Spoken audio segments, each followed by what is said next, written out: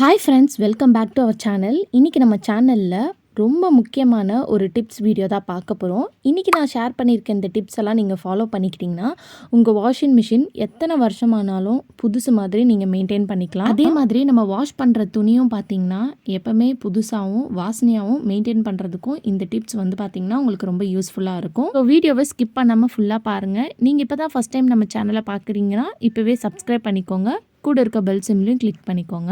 10 rupees துணி துவைக்கிற soap வந்து எடுத்திருக்கேன். நீங்கள் யூஸ் பண்ண சோப்பு இல்லை சின்ன சோப்பு துண்டு இருந்துச்சுன்னா அதை கூட எடுத்து யூஸ் பண்ணிக்கலாம்.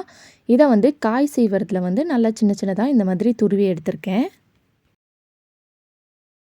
ஒரு பாத்திரத்தில் கொஞ்சமாக சுடு தண்ணி வந்து நல்லா கொதிக்க வச்சு எடுத்திருக்கேன். அதில் வந்து நம்ம துருவி வச்சுருக்க இந்த சோப்பெல்லாம் வந்து ஆட் பண்ணிக்கலாம். நம்ம சுடு தண்ணியில் வந்து சோப் ஆட் பண்ணுறனால அந்த சோப் வந்து தண்ணியோட நல்லா மிக்ஸ் ஆயிரும். இது கூடயே கொஞ்சமாக உப்பு சேர்த்துருக்கேன். வாசனைக்காக கம்ஃபோர்ட் வந்து ஒரு பேக்கெட் வந்து ஆட் பண்ணியிருக்கேன். நீங்கள் கம்ஃபோர்ட் இல்லைனா ஷாம்பு கூட ஆட் பண்ணிக்கலாம். நீங்கள் லெமன் ஜூஸ் இருந்துச்சுன்னா கூட ஆட் பண்ணிக்கலாம். இதை ஆட் பண்ணிவிட்டு நல்லா மிக்ஸ் பண்ணிவிட்டு ஒரு 15 minutes அப்படியே விட்டுடலாம். அடுத்த டிப் என்னென்னு பார்த்தீங்கன்னா, நம்ம வாஷிங் மிஷினில் இந்த டப் ஏரியாவில் இந்த கார்னரில் சுற்றி பார்த்திங்கன்னா நிறைய வந்து அழுக்கு படிஞ்சிருக்கும். அதை வந்து இந்த மாதிரி ஒரு ஒயிட் கிளாத்தை வச்சு தொடச்சி காட்டுறேன் பாருங்கள் எந்த அளவுக்கு டஸ்ட்டு படிஞ்சிருக்குன்னு. ஸோ ஒரு ட்ரையான கிளாத்தை வச்சு இந்த மாதிரி சுற்றி நல்லா எல்லாத்தையும் வந்து தொடச்சி விட்டுக்கோங்க. நீங்கள் டிஷ்யூ பேப்பர் வச்சு கூட தொடச்சி விட்டுக்கலாம். இந்த மாதிரி வாஷிங் மிஷினை டப்பில் சுற்றி அழுக்கு இருக்கும்போது கூட நீங்கள் துணி போட்டிங்கன்னா அந்த துணியில் கூட உங்களுக்கு பேட் ஸ்மெல் வரதுக்கு சான்ஸ் இருக்குது. ஸோ அதனால் நீங்கள் ஈஸியாக வந்து இந்த மாதிரி ஒரு சின்ன ட்ரையான கிளாத்தை வச்சு தொடச்சாலே போதும். ஈஸியாக அதில் இருக்கிற அழுக்கெல்லாம் பார்த்திங்கன்னா ரிமூவ் ஆயிரும். நம்ம வாஷிங் மிஷினில் துணி போடுறதே நம்ம துணியில் இருக்கிற அழுக்கெல்லாம் போகிறதுக்கு தான். அப்படி இருக்கிற அந்த வாஷிங் மிஷின்லேயே இவ்வளோ அழுக்கு இருக்குன்னா நம்ம அதை கண்டிப்பாக வந்து மெயின்டைன் பண்ணி க்ளீன் பண்ணுறது ரொம்ப முக்கியம்.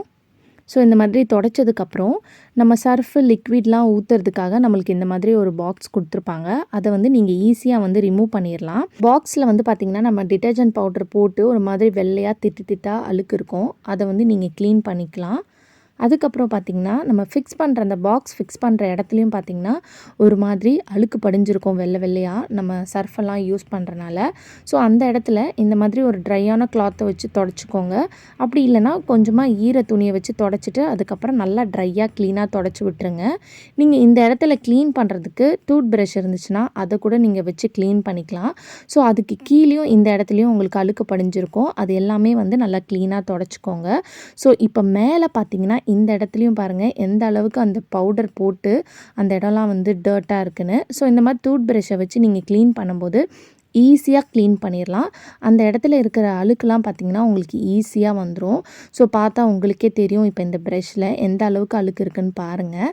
ஸோ இப்போது ஓவராலாக மொத்தமாக வந்து இந்த வாஷிங் மிஷின் ஏரியாவில் வந்து ஃபுல்லாக வந்து நான் தொடச்சி விட்டுக்கிறேன் ஒரு ட்ரையான கிளாத்தை வச்சு. நீங்கள் ஈர துணியில் தொடச்சாலுமே ஒரு ட்ரையான கிளாத் வச்சு தொடச்சிக்கோங்க. இப்போ இந்த பாக்ஸை வந்து நல்லா க்ளீனாக வாஷ் பண்ணியாச்சு. வாஷ் பண்ணி ட்ரை ஆனதுக்கப்புறம் இதில் வந்து நம்ம ஃபிக்ஸ் பண்ணிக்கலாம்.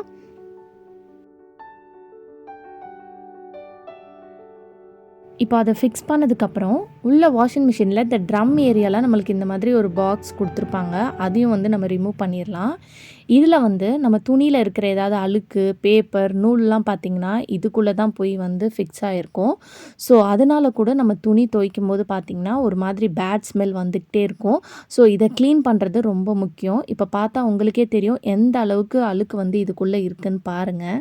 ஸோ அடிக்கடிக்கு நீங்கள் இந்த பாக்ஸை ரிமூவ் பண்ணிவிட்டு இதுக்குள்ளே இருக்கிற அழுக்கை வந்து எடுத்து தூக்கி போட்டுட்டு நீங்கள் க்ளீன் பண்ணிவிட்டு இதை வந்து நீங்கள் ஃபிக்ஸ் பண்ணிட்டீங்கன்னா நம்ம துவைக்கிற துணியில் வந்து எந்த ஒரு பேட் ஸ்மெல்லும் இல்லாமல் எப்போவுமே ஃப்ரெஷ்ஷாகவும் நல்ல ஒரு ஸ்மெல்லாகவும் புதுசு போல் இருக்கும்.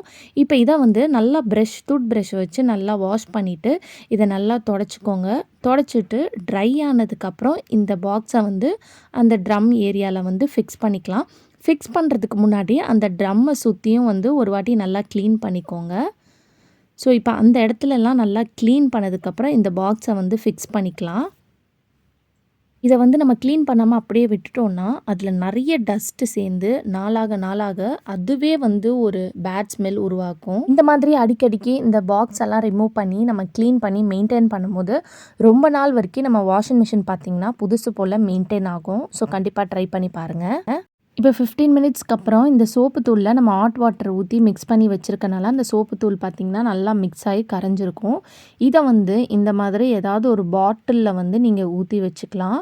ஊற்றி வச்சுட்டு நீங்கள் தேவைப்படும் போது இது யூஸ் பண்ணிக்கலாம். நம்ம வெளியெல்லாம் கடையில் லிக்விட் காசு கொடுத்து வாங்குறதுக்கு பதிலாக நம்மளே வீட்டில் வந்து ரெடி பண்ணி வச்சுக்கலாம். இந்த மாதிரி லிக்விடை வந்து ப்ரிப்பேர் பண்ணி நீங்கள் யூஸ் பண்ணி பாருங்கள். துணி வந்து ரொம்ப வாசனையாகவும் இருக்கும், பளிச்சுன்னு இருக்கும், நல்லா ஃப்ரெஷ்ஷாக இருக்கும்.